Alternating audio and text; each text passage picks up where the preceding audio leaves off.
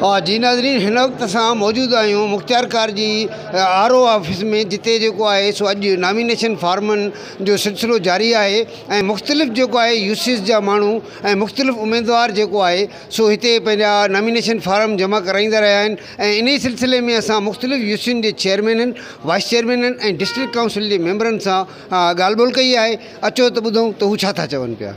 जो पैनल आयो आहे वो पीपल्स पार्टी के ख़िलाफ़ आयो आहे।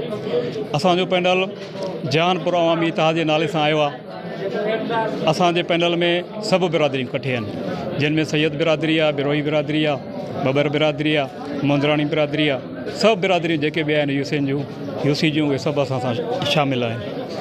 हमेशह ईअं थींदो आयो आहे त जहानपुर यूसी डिस्ट्रिक्ट काउंसिल बिना मुक़ाबले करे असांजा इलाइक़े जा भोतार पोइ असांजी यूसी में असांजे काउंसलरनि ऐं चेयरमैननि ऐं वाइस चेयरमैन खे पाण में इलेक्शन लड़ाईंदा। हिन चकर असां इहो तहयो कयो आहे त आउं डिस्ट्रिक्ट काउंसिल जी सीट ते भोतारनि सां बिल्कुलु इलेक्शन लड़ंदुसि। खट हार उहा जुदा ॻाल्हि आहे। इनशाला असांखे यकीन आहे असांजी यूसी जो आवाम असांजे पैनल खे, आज़ादु पैनल खे, जंहिंमें असांजो चेयरमैन गुलशेर ख़ान बिरोही आहे, वाइस चेयरमैन सैयद आहे, असांखे यकीन आहे असांखे कामयाबु कंदो। मां Gulsher Birohi, chairman union council Jahanpur जे लाइ आज़ाद हैसियत सां उम्मीदवार बीठो आहियां। असां दाऊद जहानपुर यूसी ते हमेशह पीर मीर वॾेरनि ऐं भोतारनि गुज़िरियल 40 सालनि खां 50 सालनि खां मुसलसिल इहे कंदा आया आहिनि, हाकिमियत कंदा आया आहिनि। इलाइक़े में जेको आहे हिकु टके जो बि कमु न थियो आहे। असीं समाजी माण्हू, असां तनज़ीमी माण्हू आहियूं। अॻे असां मुख़्तलिफ़ तनज़ीमुनि में कमु कयूं पिया, सरकारी मुलाज़िम हुआसीं, उते बि अवाम जी ख़िदमत कईसीं। हिन वक़्तु जेको आहे असां अवामी ख़िदमत जे लाइ मैदान ते आया आहियूं।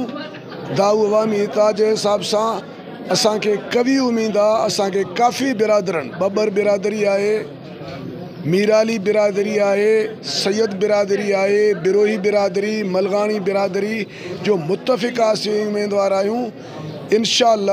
इंशाअल्लाह अज़ीज़ 26 जून ते मां ॾिसंदो त ग़रीब बमुक़ाबिला अमीर, इहो असां तव्हांखे जीअं अॻे उते वाज़े करे ॾेखारियो हुओसीं, हाणे बि तव्हांखे मंज़िल मारे असां अवामी ख़िदमत पंहिंजो जारी रखंदासीं। मुख़्तलिफ़ बिरादरियुनि सां गॾिजी अॼु मीरापुर बुढ़ो जे इतिहाद जे हवाले सां पीपल्स इतिहाद जेको असांजो, उन हवाले सां अॼु फॉर्म असां जमा कराइनि।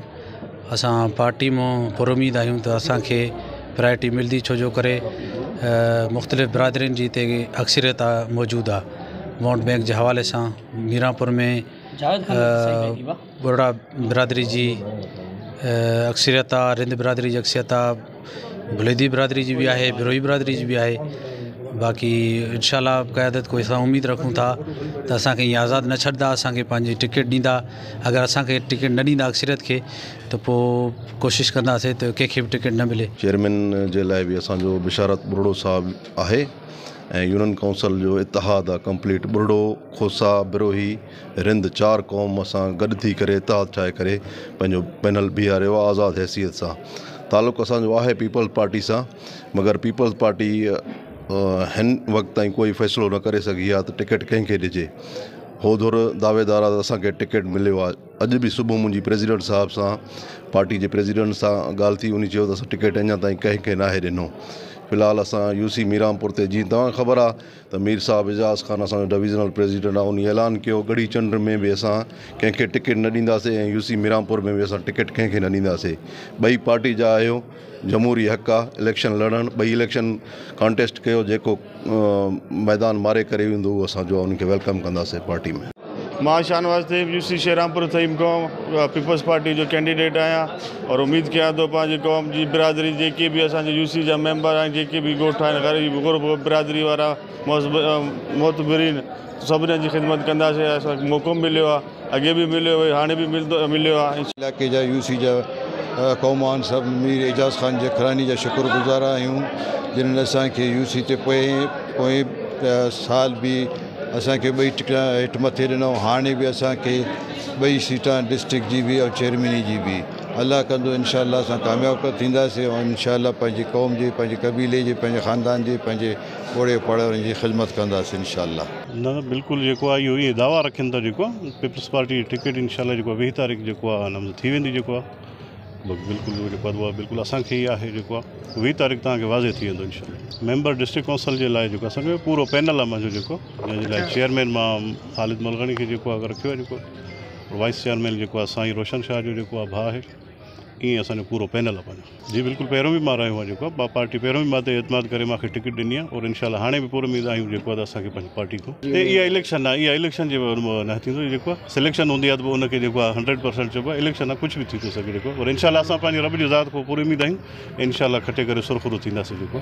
हा जी नाज़रीन, तव्हां ही ॻाल्हि ॿोल ॿुधी त जेको आहे मुख़्तलिफ़ यूसेज ऐं जेको आहे सो वार्डन जा जेके आहिनि काउंसलर ऐं चेयरमैन कुझु आज़ादु उम्मीदवार हुया, कुझु पार्टी टिकटनि ते आयल हुया, उन्हनि जी ॻाल्हि ॿोल तव्हां ॿुधी।